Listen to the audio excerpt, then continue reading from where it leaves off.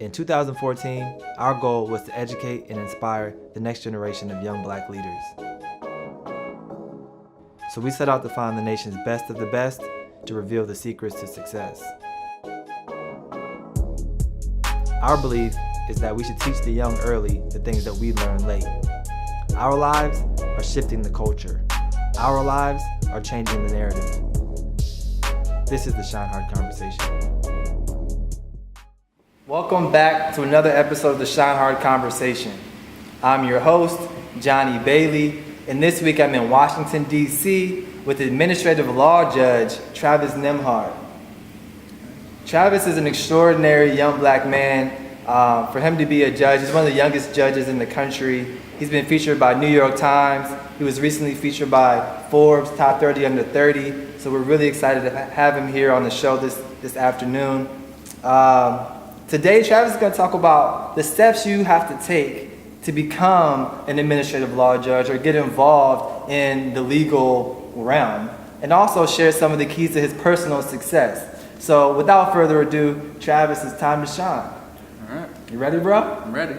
Cool. So a lot of times people see how far we've come, and I'm sure when Forbes came out with their list, you're on people's radar now, but they don't really know how your journey began. So talk a little bit about your childhood and what growing up was like for you. So for me, I grew up in a 5-sibling household, Wow. all brothers, and to 2 Jamaican immigrant parents in Long Island, New York. And there, middle-class family, just a heavy focus on education. My mother being a nurse and my dad being an engineer. And so that was often the driving force for a lot of my brothers and myself. Wow. So 4 brothers, 5 boys in the household. What was that like? Six total. Oh, you have 5 brothers. Five Okay, brothers, so it's yeah. 6 of you guys. Wow. What was that? Competitive? It was competitive. It was a lot of fun. Yeah. And I think that I was in the middle. So I think that being in the middle has been helpful. Really? Because you learn to lead for your younger brothers, and then you also learn to follow with your older brothers. Yeah, absolutely. And so just kind of get the best of both worlds. That's deep. So when you were a kid, what did you want to be when you grew up? I want to be a judge. No way. Yeah, You knew this from 6 years old. What? Yep. How did that come about? So it was a different reason. At the time, I felt like, whenever I would get into arguments with my brothers, or you see unfair things happening, you're thinking to yourself like, man, I wish I could do something about that. And I would often say, one day I'm gonna become a judge, and you better not show up in my courtroom. So that was how it started. And your brother was like, ooh. Yeah, ooh, you're gonna become a judge. Yeah, sure. And it started out that way, but then eventually over time I learned more about what becoming a judge entails, and that you have to often become a lawyer to become a judge, and so that kind of filled in the blank, and over time just directed my trajectory. Nice. So talk about your education and what you studied, and then your next moves, how you kind of positioned yourself with the education to become a judge. So, full disclosure, I didn't actually target becoming a judge over the long haul. It just kind of happened. Yeah. But what I did do was, so I wanted to first become an attorney. And I was speaking with my father, who's often a life coach of mine.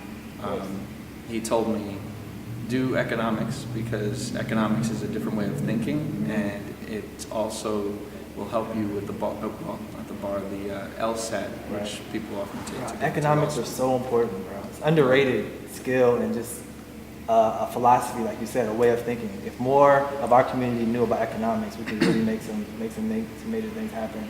Absolutely, that's definitely a critical and important thing. And so I decided to do economics, financial economics. And it was actually really hard. There were a lot of subjects I would have done better in. I had taken classes and I got A's in. Yeah. But economics, it was a challenge. Really? And sometimes I would tell myself, like, why did I do this? You know, Like, why didn't I just take what I was good at? You know, What were you good at?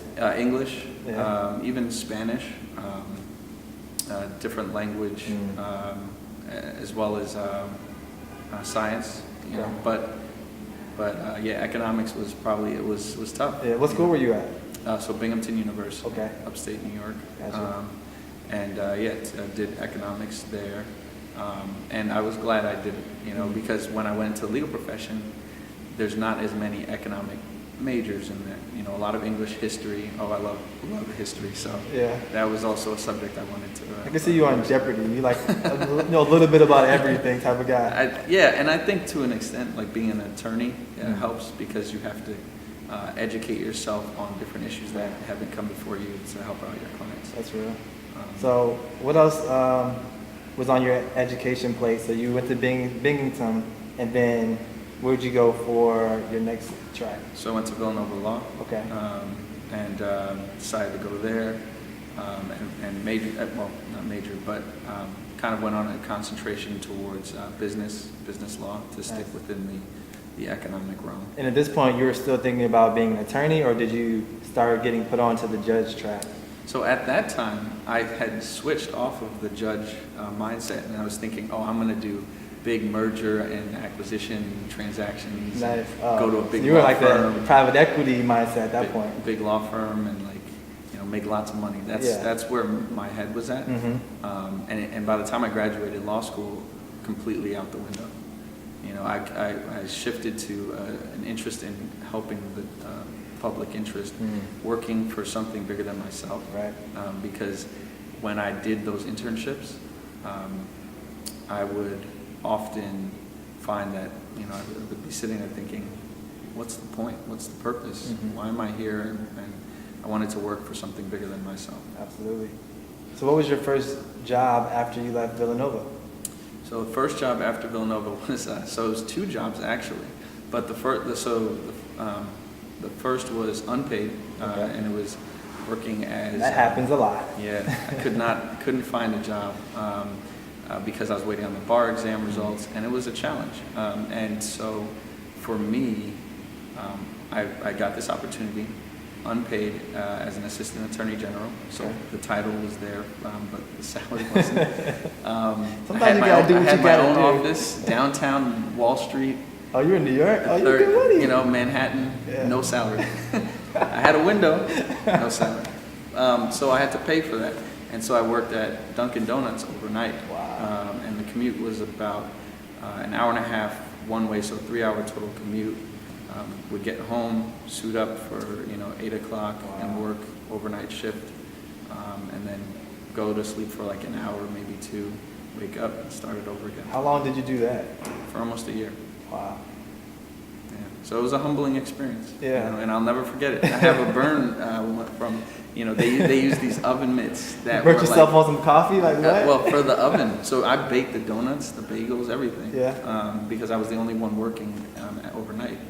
And they used like snow gloves, and it charred through and it burned my hand. So I ended up dropping the tray, and the doors closed in on my arm. Yikes! And so I have like a little burn mark. It's going away. But I always used to joke like it's always going to be a reminder. I'll tell the grandkids, Stay humble, stay young humble. man. Exactly.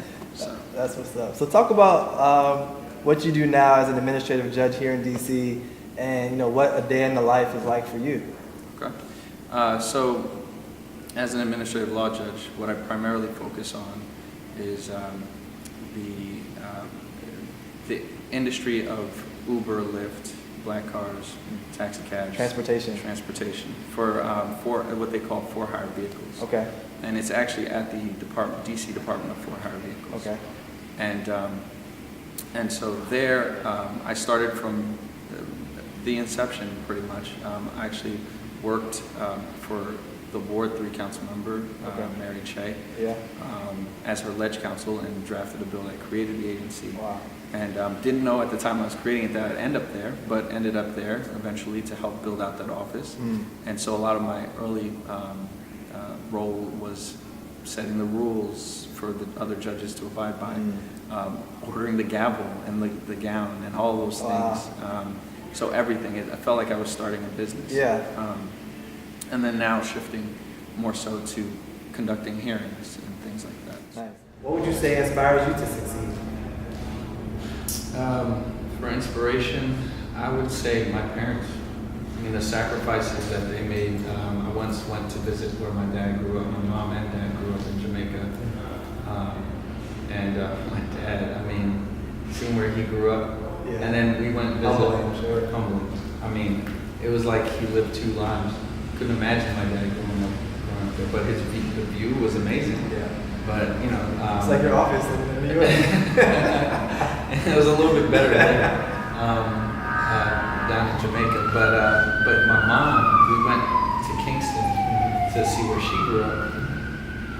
And the first time I ever saw my dad a little nervous because of where she had grown up. Yeah. There was the road was once paved, and I thought it was just gravel because it's gravel, but it was gravel because he didn't.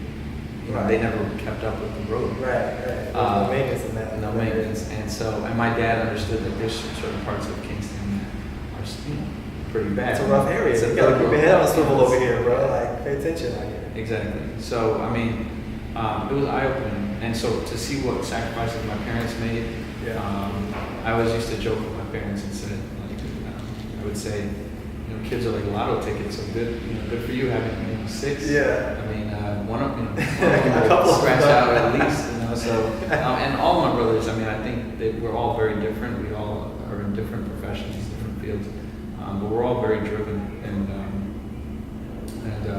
so I think that's, I think nothing more inspiring to me than wanting my parents to see that their sacrifices weren't made in vain. Absolutely. So, as a law professional, and I'm sure you're involved in social media a little bit, maybe not as much as some of us, but you're definitely involved in injustice. And there's a lot of social injustice that goes on in our country today. And I would like to get your take on what frustrates you the most about today's culture and things that go on in America. I think the thing that frustrates me the most is, again, the lack of understanding for the other side. I think with this whole, so for example, with Black Lives Matter, right? Yeah.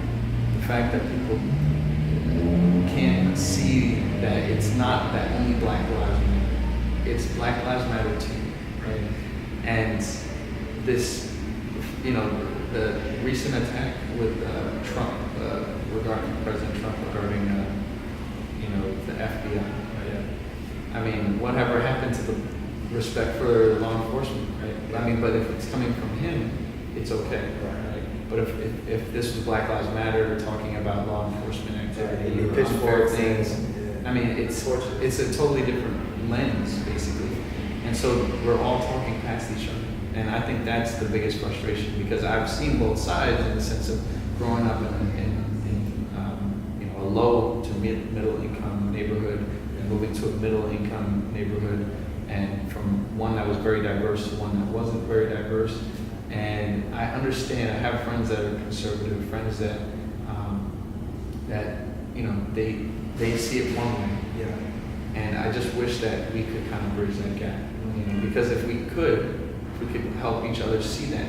And I think diversity is going to solve that. Because you don't have to think about getting people to think like you or to understand where you're coming from.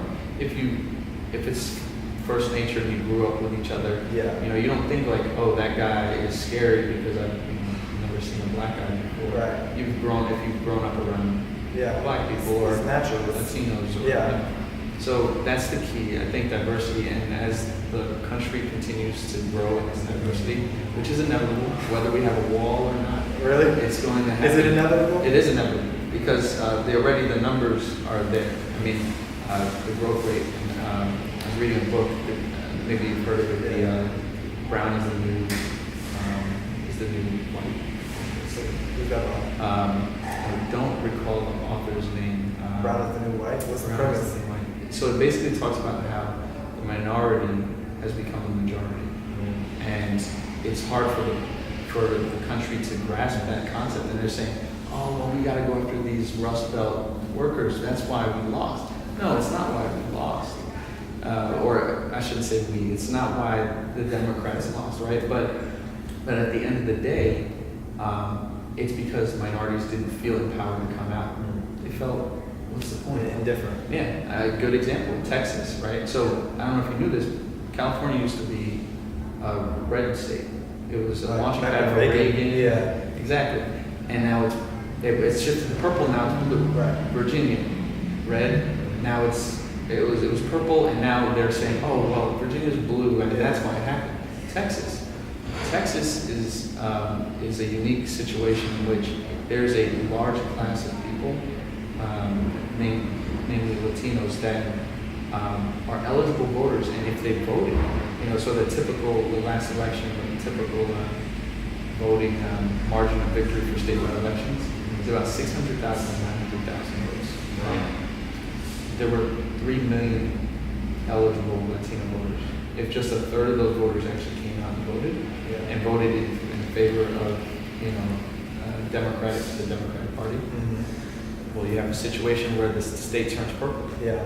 So these are things where it's already happening, and the growth rates are happening, and that's where this whole fear and the walls come from. Is a fear of that change. But the change, I think, is positive, and it'll lead to us breaking down those barriers. Right. She talked about brown is the new white, but is there one book that has really inspired you as a law professional? So as a law professional, I would say not really in the legal profession. There was a book I read, and actually my dad gave it to me. I don't remember the title. It was when I was younger. But when I was younger, I had a chip on my shoulder, and it was the book taught was one of the ways which I learned to kind of control my passion. Right? I think a lot of our young men are passionate, but they don't know how to guide that passion. How to harness that passion. Harness it, exactly. Focus it. Yep, and that's one of the things that my dad was able to teach me, because at first I didn't know how to harness it. And it was more destructive than beneficial. And so that book definitely helped, and I think he knew that it would help, and he gave it to me to read it.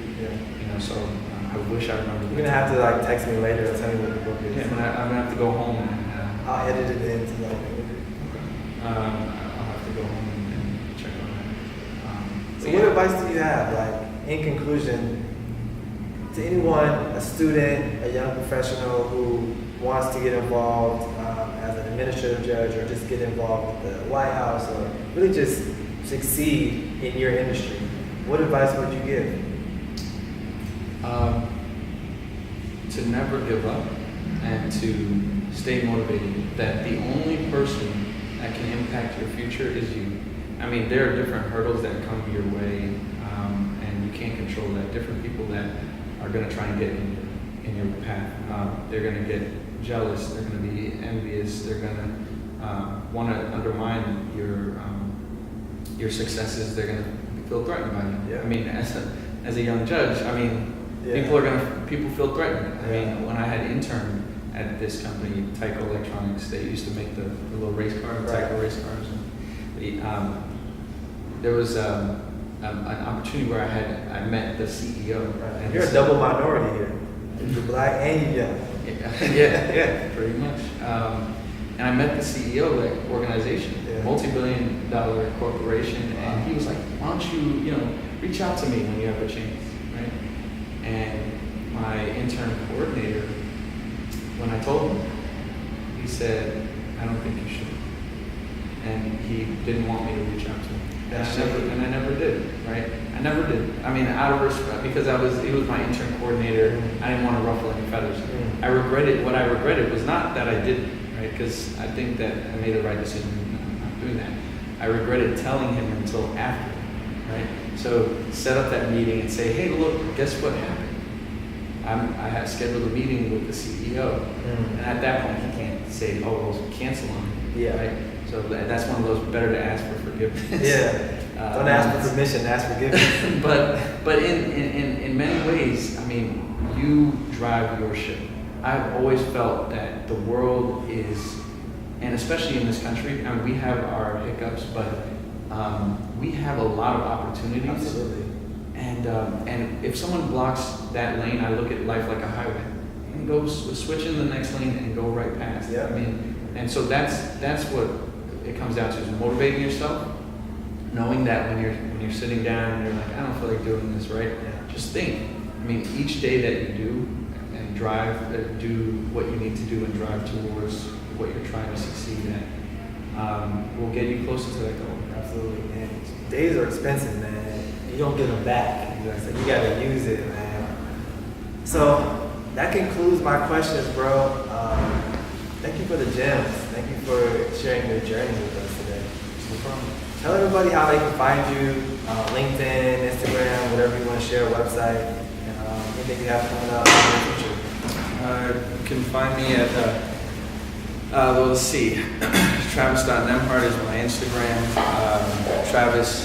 Travis_Nembhard is my Twitter handle, Travis_Nembhard, and that last name is Nembhard, unique last name.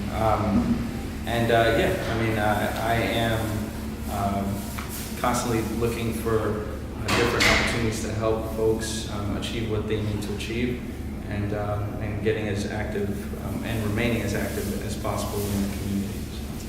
You guys hit this guy up. Make sure you reach out to him. You guys can find me at Johnny Bailey.